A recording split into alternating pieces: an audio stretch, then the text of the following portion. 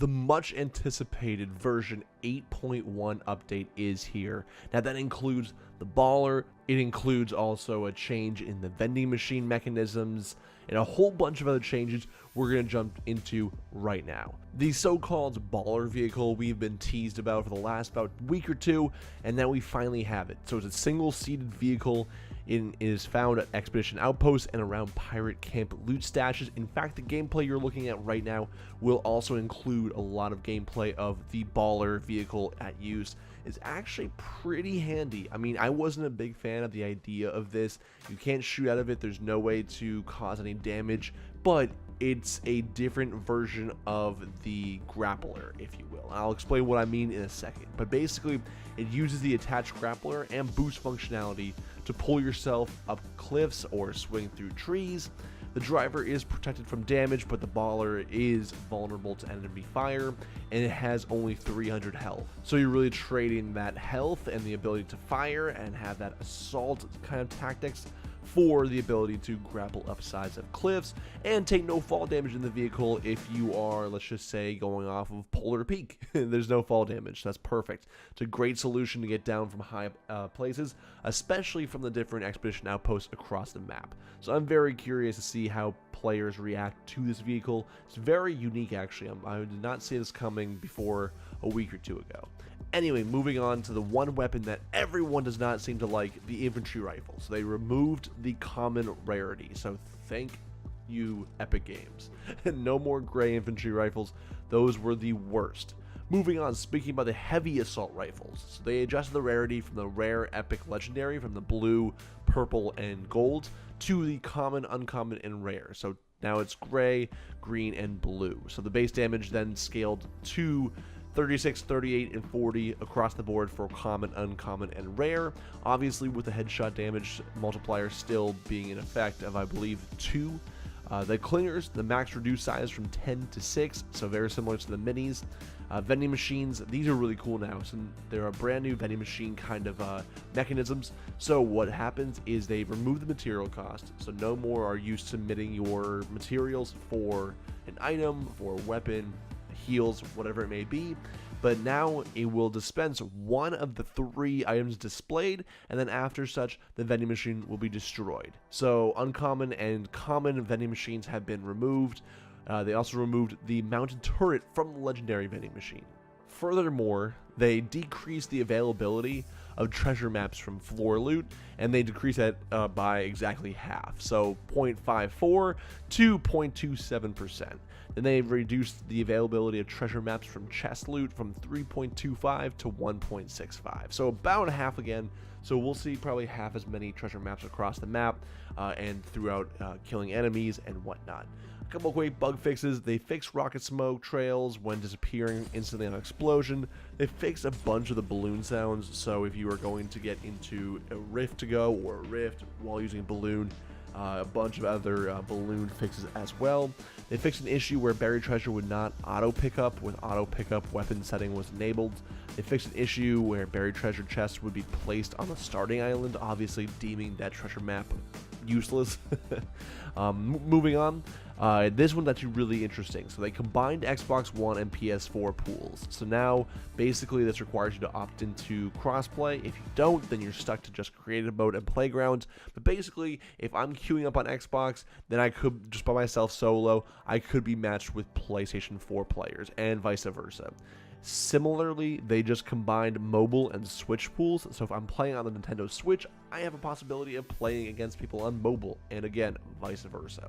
They do this to help better the average time it takes to match a game and kind of create a game, so very interesting. They reduced the infinite dab duration from 12 to 11 hours in the front end. They actually just increased it from 12 to 13 hours in the front end, so if you wanted to infinite dab for 13 hours, there you go. Luke the Notable, I watched that video. Yep.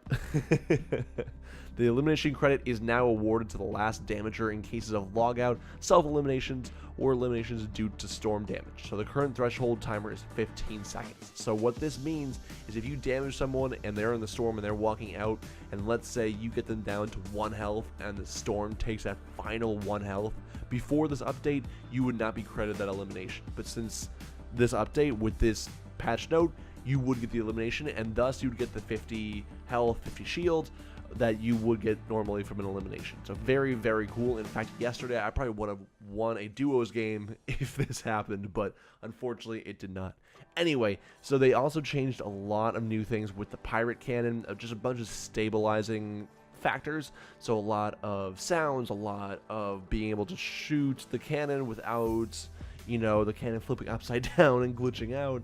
Moving on, they did change the consume animations for all of the consumable items. So bandages, medkits, small shields, shield potions, slurp juice, and chug jug. So you guys can see that throughout the gameplay too. Very interesting. Now, a lot of the pirate cannons, which I'm not going to go over right now just because it's just too much to go over in one video. I will leave all the patch notes in the description below, as well as the link to the actual patch notes that Epic Games released. So moving on, we did go ahead and see that, you know, if you were playing on mouse and keyboard with a PS4, that you are allowed to adjust the mouse sensitivity. There's a whole bunch of bug fixes just revolving around the stability of mouse and keyboard on console, as well as traps and whatnot. Nothing too big. I know that on Reddit earlier this week, we did see the fact that if you use the conga emote, which comes in the battle pass, and it actually allows your character to walk on lava without actually respecting the environmental, you know, damage that you would take from being on lava. So that's also fixed too. Besides that, we got a return of a long time awaited limited time mode.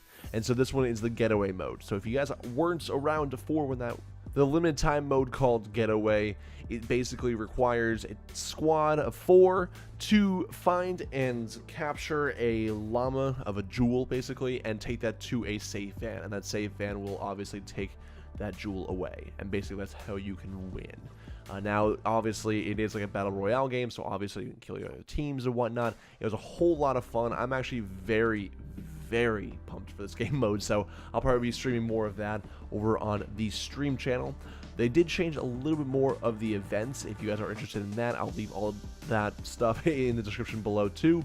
Performance issues, they went ahead and, again, just a lot of back-end stuff to improve the overall stability of the game. The audio, they changed a bunch of audio glide redeploy sounds, and they changed some of the pirate cannon moving sounds, etc., etc. The marking, so this was very controversial when the new marking system came into Fortnite, because a lot of people were saying that they copied that from Apex and yada yada yada. But overall, they just went ahead and actually added more to the marking system. So now, if a teammate marks a weapon or a shield or a health or a consumable, you can go ahead and look over at that marker and kind of claim the dibs, if you will. If you've played Apex Legends, you know what I'm talking about. Should cause a little bit more controversy, but I believe this is all helpful in terms of adding more non-verbal communication to that teamwork factor of a battle royale game, including Fortnite. So that should be very cool to see all the new reworks of the marking system, and we should see how that works out. Now, again, there's a whole bunch of mobile fixes too, but I will leave that in the description below. I'll see you guys later. Top box is that previous video. We did go over the concept of possibly seeing airplanes in Season 8. So let me know what you guys think about that. Let me know what you guys think about this update, the new BALLER vehicle. There's a whole bunch of stuff to look out for down in the description below. Bottom box is that mystery video like always. I'll see you guys later. Peace out. Have a great day.